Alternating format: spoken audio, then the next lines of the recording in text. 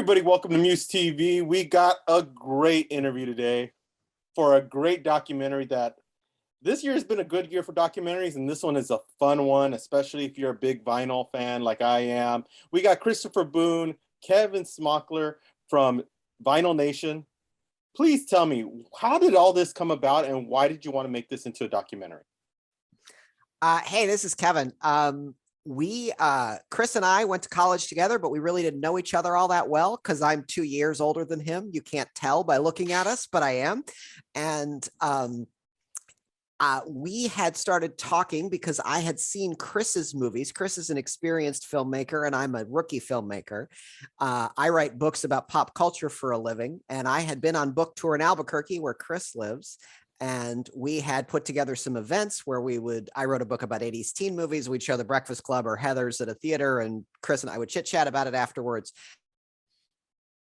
There we worked well together, and I had always wanted to make a documentary, and I had precisely one idea for a documentary, which is how do we explain the 10-year comeback, 10-year at that time, comeback of vinyl records. And the fact that so many more and different kinds of people were interested in vinyl than the stereotype we had in our head of who was a vinyl person. And I said to Chris, is this something we could make together? Because it was clear we worked well together, and he was a terrific filmmaker. And he said, I don't know, but we could, because we don't live in the same place, we should just get on the phone once a week and talk about it. And that's what we did for 6 months until Chris said, listen, we got to get real and either make this thing or not, because if we're going to make it, we got to raise money and do all this other stuff that goes into making a movie, all of which he knew, none of which I did. And that's how we got real and started. And 2 years later, we had Vinyl Nation. Sheesh. And that's a cool story, is the fact that like how you guys put it all together. And it's a great, I love how you started off the film talk with Record Store Day, which is probably one of the biggest days now. Was that something that was always in your head, or was there a different format? Because I mean, Record Store Day is so big now. Yeah, I think early on in our conversation, as we were trying to figure out how we wanted to tell the story and who we want to talk to, Record Store Day was an obvious entry point, especially for people who may not actually be into vinyl records. And so we really wanted to make a movie that was accessible to everyone. And we thought that'd just be a good cold open, and have people kind of curious, like, why are there a bunch of people lined up on a sidewalk at 5:30 in the morning? Like, that makes no sense. And then all of a sudden the reveal, like, no, they're there to buy records. And it's like, again, if you're not familiar with the resurgence of vinyl records, you're still like, you're curious, like, okay, again, why are all these people lined up on a sidewalk to buy records at 5:30 in the morning? And we were really lucky to find Judy Mills, who's the owner of Mills Record Company, a record store in Kansas City, Missouri, pretty early, I think, in our pre-production research. And it was obvious from our conversation with her on the phone that she just went all out for Record Store Day. And when Kevin and I were trying to figure out, do we send stringers out to a bunch of record stores all over the country, or do we just hone in on one? And if so, which one? Like Judy and Mills Record Company just seemed like that's kind of a perfect fit. And it was kind of poetic that it's pretty much in the middle of the country. So we always knew that we wanted to start somehow with Record Store Day. We did not know that the Freedom Affair would be playing live and we would capture them doing their song Rise Up, which is just this fantastic way to get people into our film musically as well. So everything lined up perfectly, I'd say, for that. So yeah, it was kind of always an original idea. It turned out better than we expected. Yeah. And there's so many record stores around the country, small mom and pop record stores. How hard was it to decide what areas were you going to choose from? Especially, like, I love the way that Kansas City store looks, because now I kind of want, when I'm in Kansas City, I want to go visit it. But like, what was the decision process on really featuring the stores, like these mom and pop stores that are still surviving today? So as one can understand, like the comeback of vinyl has been good to record stores. We have more records. We have significantly more record stores now in America than we had when the vinyl resurgence began in 2008. For our movie, for Vinyl Nation, we knew we wanted one gargantuan record store that really kind of was the name that people thought of when they thought of record stores like Amoeba. And the fact that I'm based in the Bay Area and that's where Amoeba began, that worked out pretty nicely. That was our first week of filming, or actually our very first day of filming was at Amoeba Records. And then I was friends before we made the movie with Sandy Bittman, who owns Park Avenue Records in Orlando, which is how that happened. And then we just met Judy doing our research. But fundamentally, record stores are not easy places to film in. Number one, even though they're amazing feeling and looking when you're inside them, on film, they have a tendency to show up as just long lines and rows of squares. So you really have to film them very carefully for them to look like something instead of just a series of geometric shapes. And also, record stores have to play music when they're open, or else it's just depressing to be in a record store if music isn't playing. And so the music playing at a record store can be very loud and intrusive to a film crew.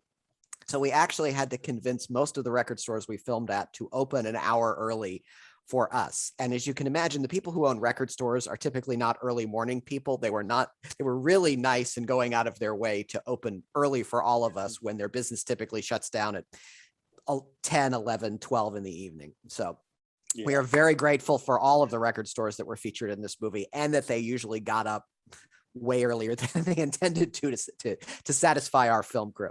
Yeah. And this is the one thing I really like too, is the fact that you actually go into the production and how records and vinyl is made, from a low scale, entry level scale, to a big manufacturer. How important is it to show the manufacturing process, even to show that somebody just did it from pretty much, it looked like a studio, like a small little studio, and was able to record his own records onto vinyl?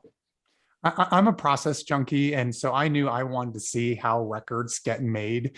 And so pretty early on, we started looking at pressing plants as a section of the film that we wanted to cover. And you could certainly just go to one and just look at, this is how records are pressed and they're made, and be done with it. But we realized that there was more to the story of pressing records as it related to the resurgence of vinyl records, because a lot of pressing plants around the country have closed, understandably so. When records essentially almost all but went away, there's no reason to have a bunch of pressing plants anymore. And then with this resurgence, all of a sudden, more and more bands, more and more artists want to press vinyl records, and indie artists have been doing it all along, but the major labels all of a sudden jump back into the fray. And now you've got huge bottlenecks of the very few pressing plants you have around the country.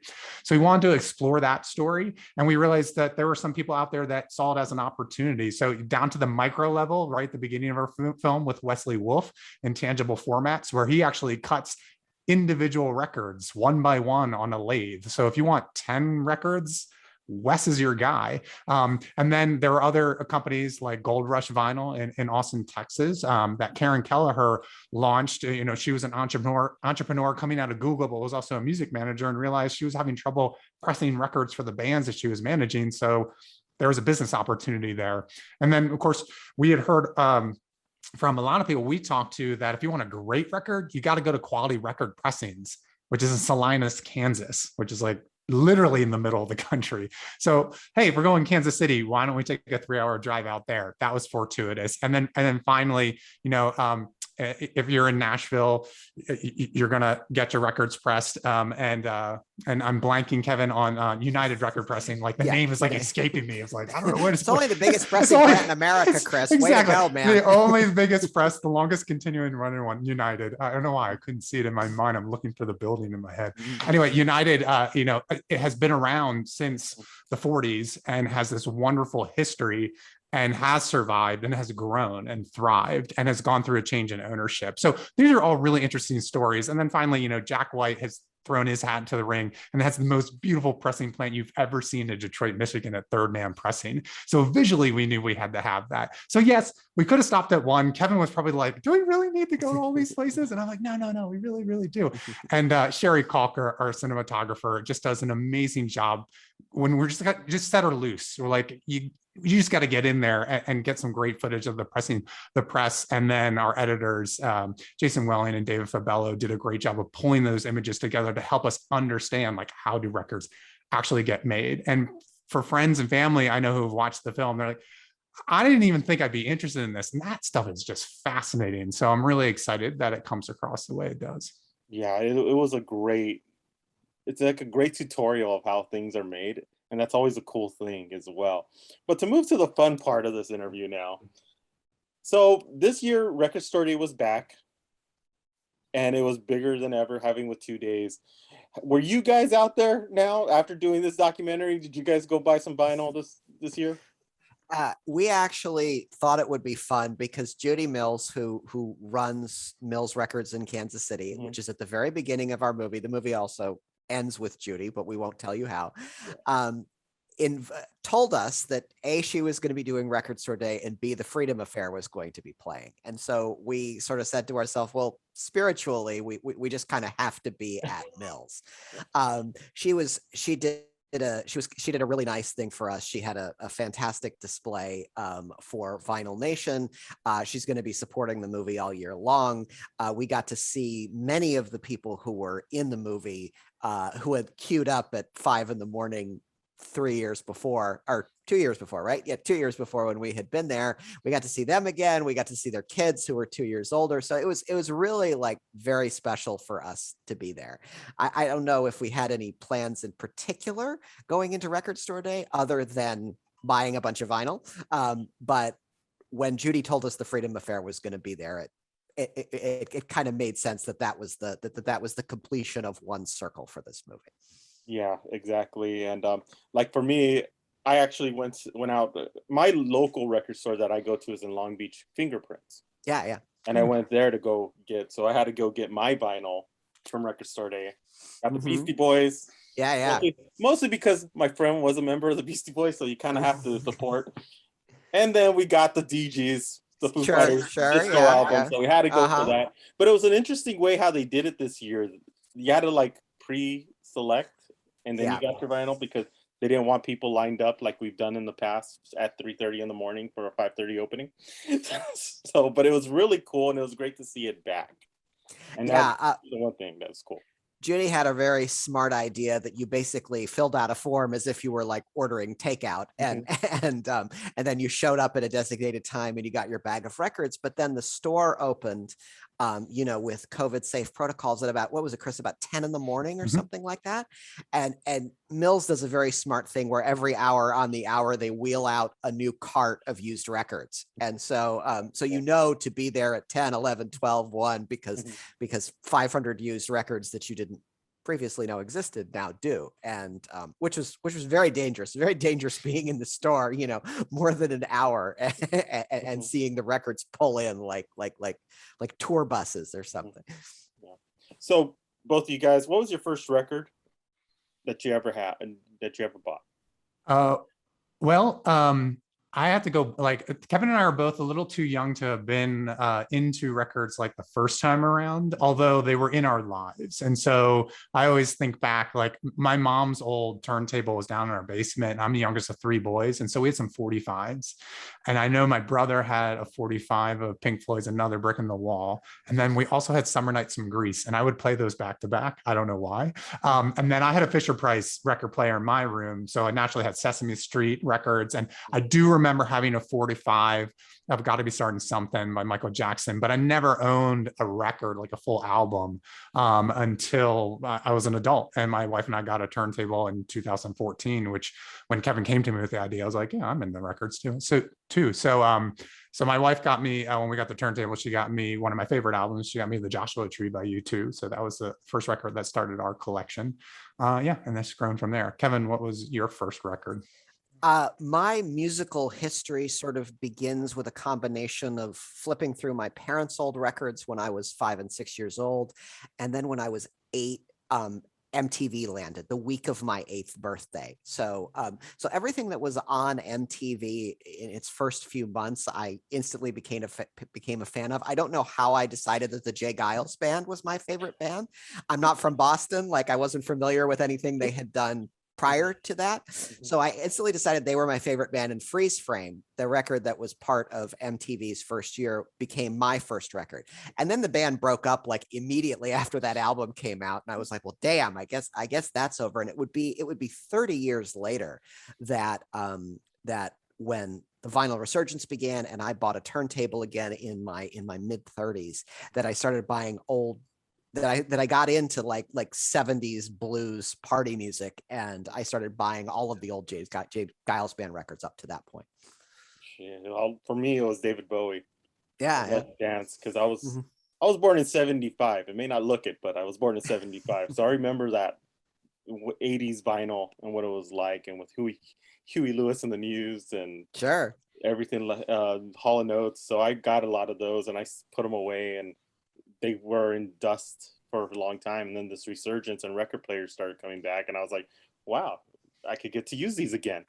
That's pretty cool. To go back into the documentary, have you thought about, since this was shot before the pandemic, have you thought about going back into the documentary and maybe making an extension of what it was like for these record stores during this unprecedented situation?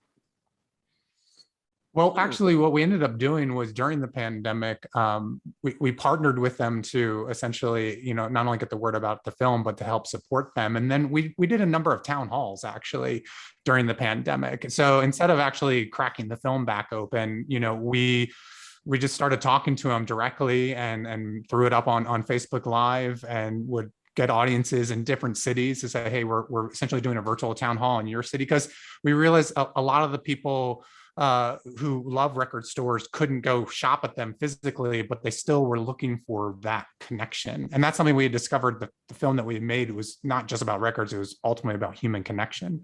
So getting people together to talk about records was great, and just revisiting the people that make up our film and finding out how they're doing. So we talked to Judy Mills during the pandemic. We talked with Billy Fields, who's with Warner Music and is in our film, and he was able to tell us from the label side, essentially how everything was going. And it was really great to revisit, our new friends essentially that way, and then to bring into the fold fans of the film as they were discovering it, and just get to meet them and then have conversations. So no, we don't have any plans to crack it back open again, but we have been gathering those stories kind of along the way. And it's been nice this year, as things have been opening up in different ways, to be able to go back to mills, to be able to see people actually go to the record stores that we visited, to be able to pick up records, even though it's still a little bit different, as opposed to just having to order online, which is, you can do it, just not nearly as much fun. Yeah, exactly. It's not the same going into Amazon and buying a record and having it shipped to you with the guy just throwing it on your porch, and you don't know if it's going to be intact by the time you get home. It's something different. It's just this feel with it, and I think you guys really touched on it very well on this documentary. Where can people see it? When is it coming out? Please let everybody know so that they can watch it. Chris, this is your job, man. That was my job. I'm sorry. I thought I was teeing it up for you. No, you're absolutely right. It's just Chris is the adult in this relationship, so the important information comes from him. Absolutely. Well, for anyone who's in Los Angeles, we are playing at the Dances with Films Film Festival live on Saturday, August 28th, 5 p.m. at the historic Chinese Theater. So really excited about that. It's actually the first time that I'm going to be physically at a festival. Kevin's going to be there too. He's been able to at least attend, I think, one other screening at a festival. Yeah. So this is really exciting, and to be able to play in LA at the Chinese Theater is very special. So I'm really looking forward to that. So that's the way we hope people will come out in Los Angeles and see the film and support it there. And we've been playing at we have a number of festivals coming up in the future.